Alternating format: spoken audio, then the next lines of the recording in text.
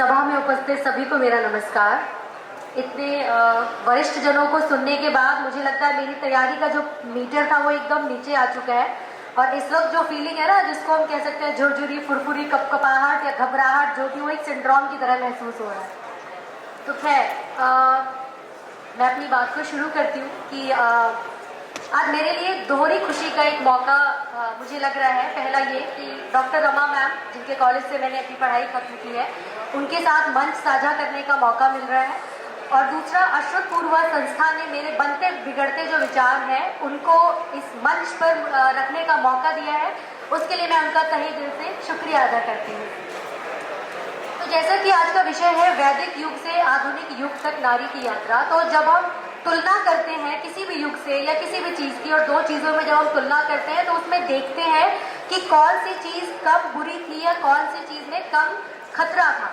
इस कड़ी में जब हम वैदिक युग को देखते हैं तो वहाँ स्त्रियों की स्थिति और परिस्थिति का जब आकलन किया जाता है तो मालूम होता है कि स्थितियाँ उस समय स्त्रियों को लेकर बहुत संतोषजनक थी।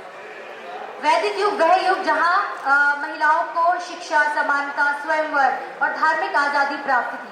ये वो युग था जब महिलाएं तीरंदाजी से लेकर शास्त्रार्थ में निपुण होती थी और यही वो समय था जब हमारे सामने गार्गी, मैत्रेयी जैसी महिलाएं हमें दिखाई दी, जिनका जिक्र जो वक्ता लोग हैं वो कर चुके हैं हमसे इससे पहले।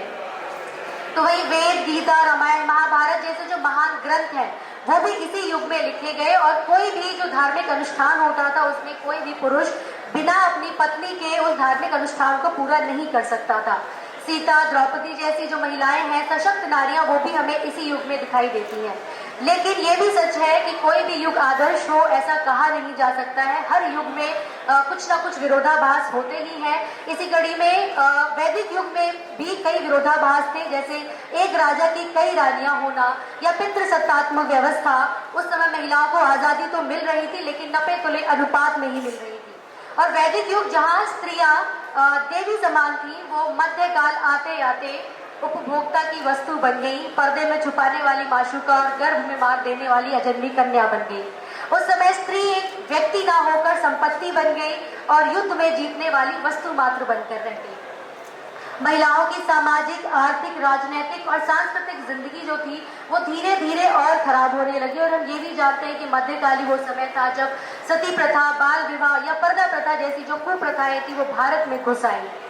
और जौहर, बहु विवाह या महिलाओं का जनाना क्षेत्रों तक सीमित होने के बावजूद हमने देखा है कि महिलाओं ने राजनीति, साहित्य, शिक्षा में अपनी जगह बनाई। और उसी बीच में हमें रजिया सुल्तान, चांद बीबी और ऐसे कई नाम हम लोग देख पाते हैं और उनके बारे में आज हम जो भी साहित्य हमारे सामने है उससे हम उस समय के कालखंड को समझ पाते हैं।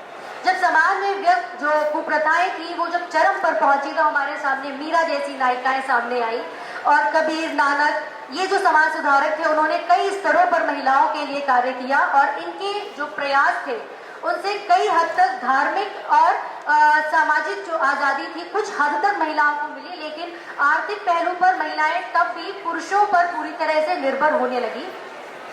और जब अंग्रेज भारत में आए तो उन्होंने जो भारत में व्याप्त कुप्रथाएं थी उन पर अंकुश लगाया और यही वो समय था जब सावित्रीबाई फुले ने महिलाओं के लिए एक स्कूल खोला, उनके लिए शिक्षा के नए द्वार खोले। और शायद यही वजह है, वो शिक्षा की जो कड़ी उन्होंने वहां से शुरू की, उसकी वजह से शायद आज मैं या मेरे जैसी अन्य महिलाएं और लड़कियां हमें सुन पा रही हैं, बोल पा रही हैं या वो मंच तक पहुंच पा रही हैं। तो उन जैसी जो नायिकाएं थी उन्होंने नए प्रतिमान रचे जिस वजह से आज की महिला एक नई प्रगति को प्राप्त कर पा रही है।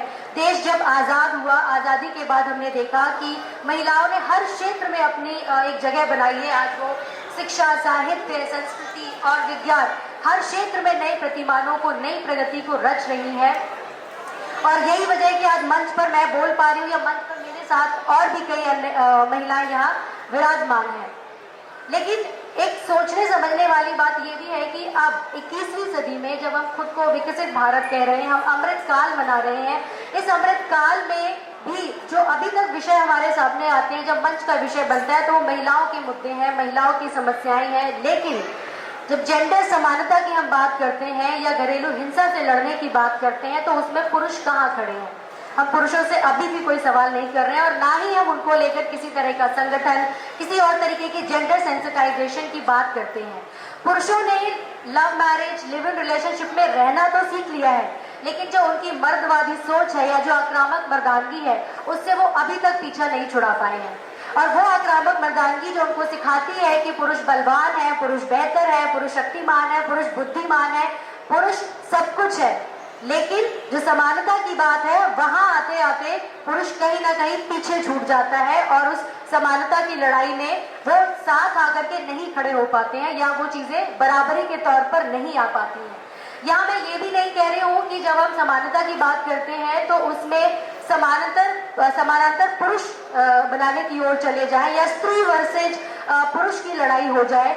मामला सिर्फ पितृसत्तात्मक सोच का है, जो सोच ना मर्दों को बहुत बेहतर तरीके से जीने देती है और ना ही महिलाओं को बेहतर तरीके से जीने देती है।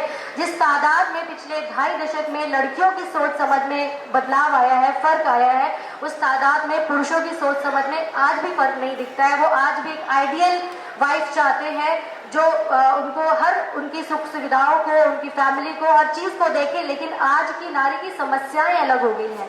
आज की नारी वर्किंग है, वो सिर्फ घर में नहीं रहने वाली है, उसके ऊपर दोहरी जिम्मेदारी बन गई है। मतलब उसके ऊपर उसका शरीर का नियंत्रण या जो वर्क लोड है या कमाई पर नियंत्रण है वो तो नहीं बदला है, लेकिन काम का वर्कलोड बढ़ गया है।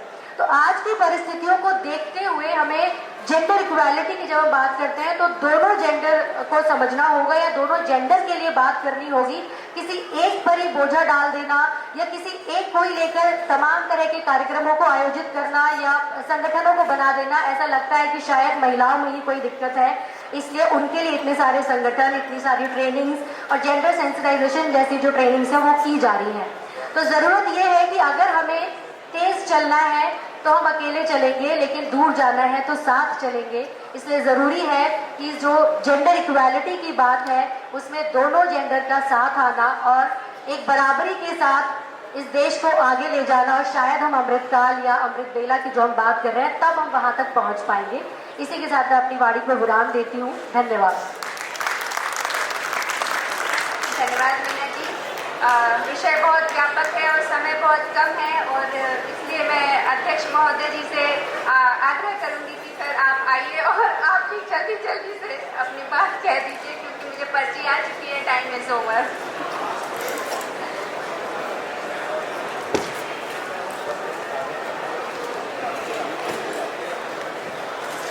मित्रों, आप सबका अभिवादन।